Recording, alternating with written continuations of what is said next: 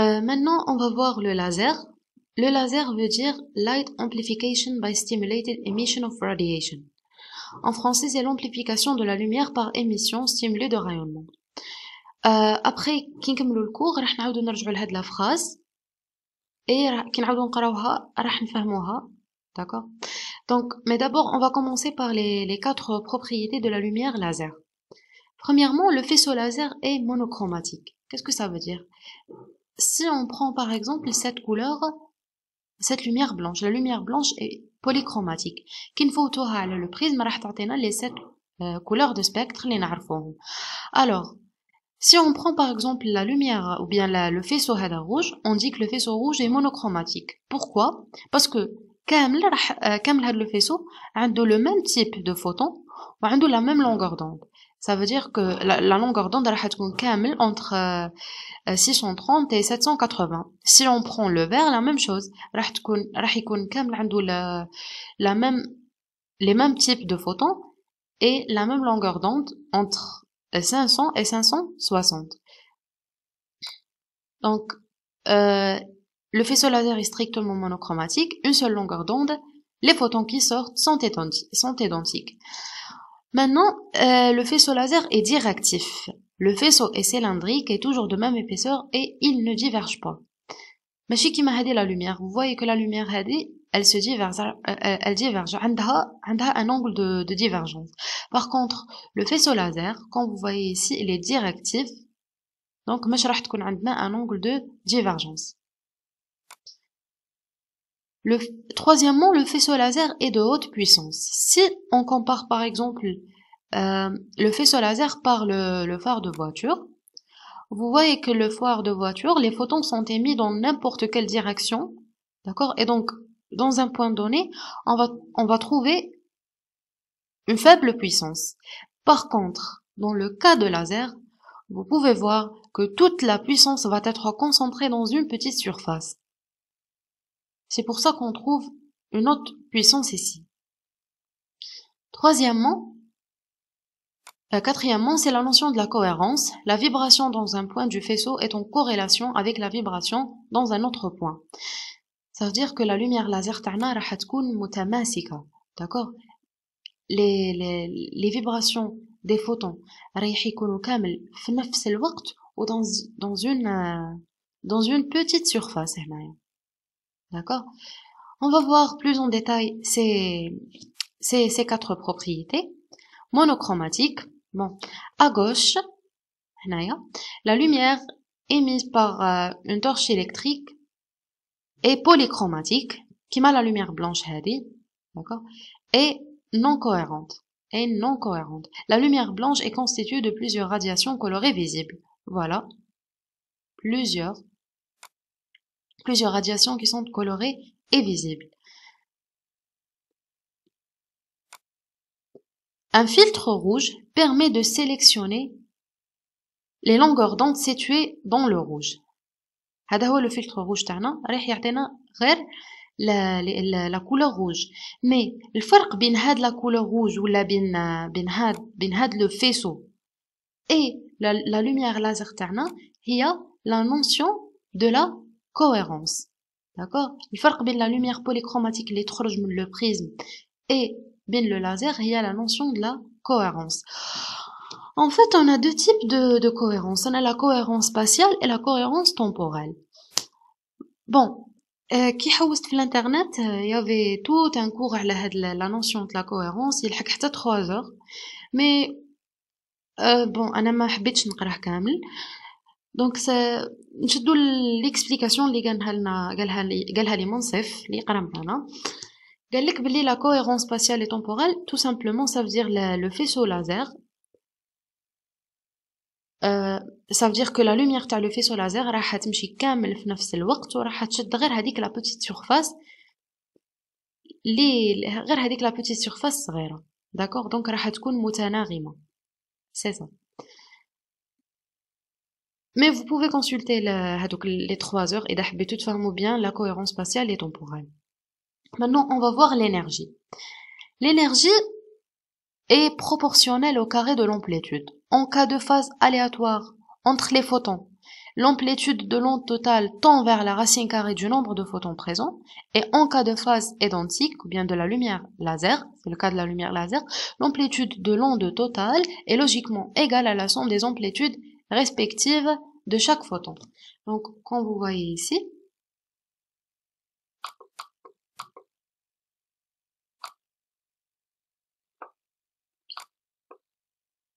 bon, hadif la phase aléatoire.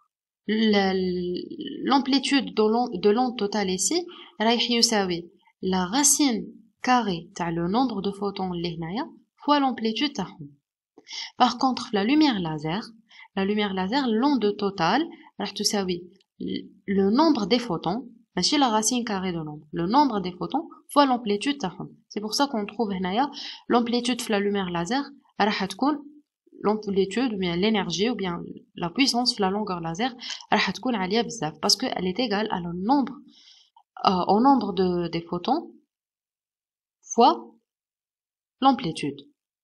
وهذه كامل c'est grâce à la notion de la cohérence هذه. D'accord? Maintenant on va voir la notion. Le faisceau laser est directif. Directivité du faisceau laser, voilà, quitte qu'on a une lampe ordinaire, vous voyez que le faisceau il va diverger, donc on a un angle de divergence. Par contre, le faisceau laser il est directif, où il a un angle de divergence. Maintenant, on va voir le principe de fonctionnement ou bien la construction du laser. Bon, pour construire un laser, on a besoin d'un milieu excitable. يقدر يكون un gaz ou bien un cristal, le gaz qui m'a le néon, l'hélium, l'argon, d'accord, هادو كامل ce sont des milieux excitables. عندنا راح نحتاجو aussi l'énergie de pompage. Par exemple, le décharge électrique. On va voir واش راح نديرو بl'énergie de pompage هذه.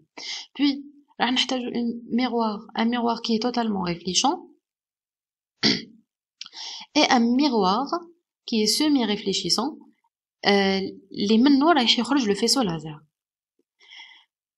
Mais avant de voir le principe de fonctionnement, لازم نفهموا واحد الحاجة. اللي remarque émission de la lumière. Bon, un atome émet de la lumière ou bien un photon quand il passe d'un niveau énergétique excité, E' à un niveau énergétique inférieur, et l'énergie du photon émis est égale à E' moins 1.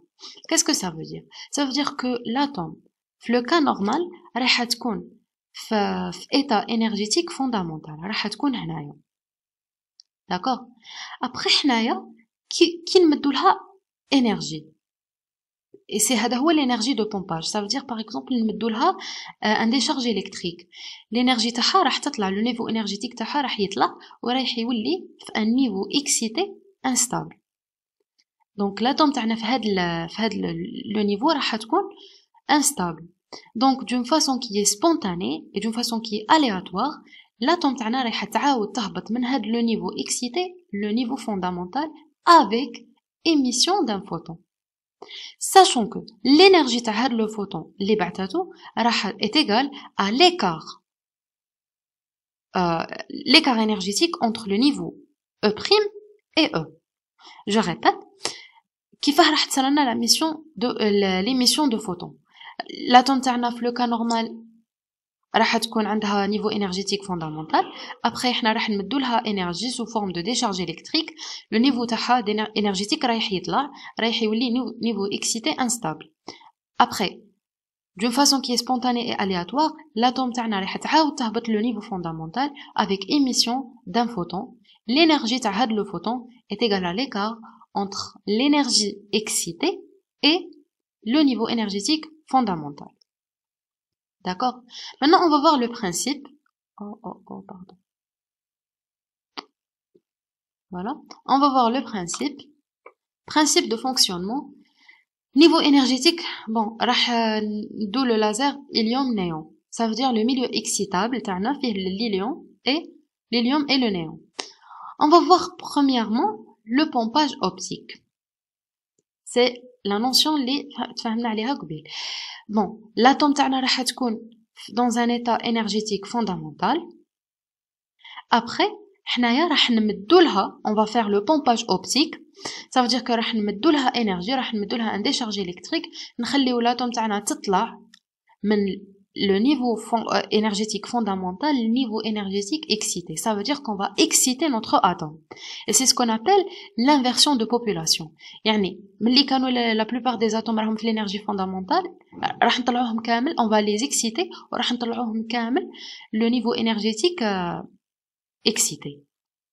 Normalement, la plupart des atomes sont dans le niveau énergétique fondamental et grâce à la décharge électrique dans un milieu actif, les l'ion et le néant, on excite les atomes et on réalise ce qu'on appelle voilà l'inversion de population. La plupart des atomes ont le niveau excité métastable. Maintenant, on va voir l'émission spontanée. Ça veut dire que, d'une façon qui est aléatoire, et spontanée, l'atome تاعنا راح تعاود ترجع من l'état énergétique excité, l'état énergétique fondamental, avec émission d'un photon infrarouge. Le photon هذا, il est invisible. D'accord?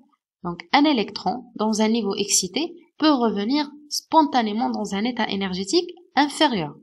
Ce phénomène est aléatoire et imprévisible, et avec une transition la transition engendre un photon infrarouge qui est invisible, sachant que l'énergie تاع le photon راح تساوي الفرق بين l'énergie هذه excitée et l'énergie fondamentale. Maintenant, on va voir l'émission stimulée. هذه هي اللي يمشي عليها le laser تاعنا. Alors, cette fois, l'émission تاع le photon مش راح تكون spontanée. حنايا اللي رايحين نستيموليو هاد l'émission. Comment? Par exemple, si on suppose l'atome تاعنا راهي كانت في l'état fondamental, après درنا لها excitation par un décharge électrique, طلعناها le niveau excité. Mais cette fois-ci, ما نخليوش l'atome تاعنا تهبط d'une façon spontanée. حنايا on va stimuler la désexcitation تاعها باش تعاود تهبط. Qu'est-ce qu'on va faire? رايح نبعثوا لها un photon. Sachant que l'énergie تاع هاد le photon اللي راح نبعثوه aussi راح تساوي l'énergie هذه E' ناقص E1. D'accord? Et donc, واش راح يصرى؟ l'atome تاعنا هذه راح تهبط ومن بعد هاد le photon اللي بعثناه لها رايح يخرج منها avec émission d'un autre photon. Le photon هذا رايح يكون identique au photon الأول اللي مديناه لها. D'accord? Donc راح تكون عندهم la même fréquence et la même direction. D'accord? Donc la désexcitation stimulée de l'atome est déclenchée par un photon incident d'énergie. HV est égal à E' ناقص E. Les photons émis est identique aux photons incidents. Les deux photons sont identiques, ça veut dire qu'ils ont la même fréquence et la même direction. Et les deux photons représentent des ondes qui vibrent en phase. La lumière laser est cohérente. Toujours, on a la notion de la cohérence. Alors, حنايا مش راح يكفونا deux photons باش نخرجوا la lumière laser تاعنا. Deux photons ما يكفيوش. Donc, qu'est-ce qu'on va faire? On va faire ce qu'on appelle l'amplification. Qu'est-ce que ça veut dire, l'amplification? Donc, les photons vont passer plusieurs fois par le milieu actif du résonateur. Et c'est grâce, voilà, comme vous voyez ici, c'est grâce aux les deux miroirs. La miroir qui est totalement réfléchissant, ou la lumière qui est semi-réfléchissant, اللي راح يخرج منها le faisceau laser. Quand vous voyez, راح تصير une réflexion منها, راح تعاود ترجع une réflexion منها. Donc les photons تاعنا راح يفوتوا plusieurs fois على le milieu actif تاعنا بسبب هادو les deux miroirs. Donc les photons راح تبقى تصير لهم une réflexion et dans un moment donné راح يخرج لنا le faisceau laser تاعنا اللي راح يكون directif, عنده une autre puissance, il est cohérent et il est monochromatique. Voilà, هادو هما les étapes تاع la construction تاع un faisceau laser. C'est pour ça دركا كي نعاودو نقراو الاسم تاعو amplification de la lumière. On va amplifier les photons هادوك اللي خرجناهم par émission stimulée de rayonnement.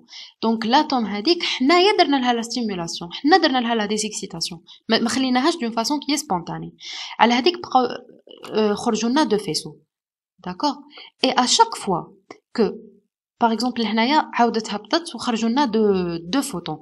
alors هذوك لي دو فوتون راح يزيدوا يخبطوا في دو زاتوم واحد اخرين وراح يزيدوا يخرجوا لنا 4 لي فوتون، وهذوك 4 لي فوتون راح يخرجوا لنا 8 داكور.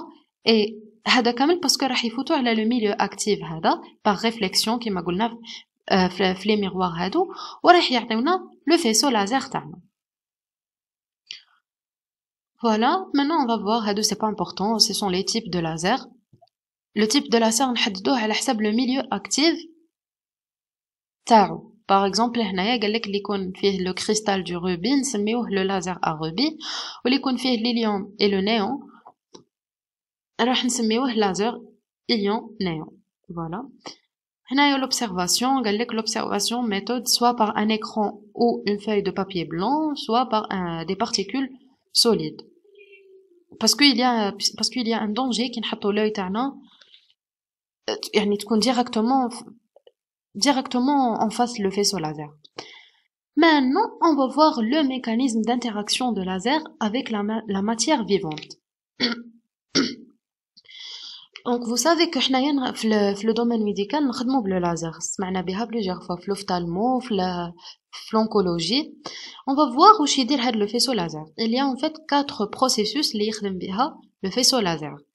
Effet photochimique, effet thermique, effet photoablatif et effet photomécanique. L'effet photochimique, qu'est-ce que ça veut dire? Ça veut dire tout simplement que le faisceau laser تاعنا راح يدير la rupture des liaisons chimiques تاع la molécule تاعنا et donc il va détruire la molécule. Le fait photochimique, ça veut dire que راح يدير la rupture des liaisons. Et هذا هو واش يصرا في لو كاد تاع كي يكون عندنا ان كونسير. دونك نديرو لو لازر رايح il va détruire هذيك لا ماس كونسيروز تاعنا داكور. نستخدموه تاني في لو كاد اوفtalmologie pour traiter les vaisseaux les néovaisseaux au niveau de la rétine, d'accord. Donc effet photochimique, ça veut dire qu'on va casser les liaisons chimiques et nous dans 2 cas, par exemple dans l'oncologie et dans l'ophtalmologie pour traiter les néovaisseaux de la rétine. L'effet thermique est basé sur l'échauffement du tissu biologique. On va échauffer le tissu biologique par le laser et l'effet رايح يعتمد على les propriétés optiques تاع le tissu تاعنا. D'accord. Si on chauffe le tissu par exemple حتى 60 degrés Celsius, la protéine تاعنا راح تصير لها une dénaturation. Si on chauffe حتى 80 degrés Celsius راح تصير لنا une coagulation. Si نسخنو حتى 100 degrés Celsius راح تصير لنا une vaporisation ou bien l'ablation. Ça veut dire que la matière تاعنا راح يصير لها تآكل, donc elle va dégénérer. L'effet photoablatif maintenant. L'effet photoablatif, ça veut dire qu'on va donner une impulsion de laser. هذه l'impulsion راح تكون عندها une très grande puissance. بصح la durée تكون très courte. هذا l'effet photoablatif il va engendrer l'abrasion de la matière organique. Ça veut dire la matière organique تاعنا راح يصير لها تآكل. Et enfin on a l'effet photomécanique. L'effet photomécanique, on va donner une impulsion où راح تكون عندنا une très grande puissance et cette fois راح تصير لنا une propagation des ondes mécaniques et donc la matière تاعنا elle va être arrachée, d'accord. بسبب la force تاع les ondes mécaniques رايحة شغل تتمزق et راح تصير لها une torsion بسبب la force des ondes mécaniques qui sont propagées. Voilà, si on veut résumer, on a 4 processus d'interaction de laser avec la matière vivante. On a l'effet photochimique, ça veut dire la rupture des liaisons chimiques, نستخدموه في l'oncologie et l'ophtalmologie.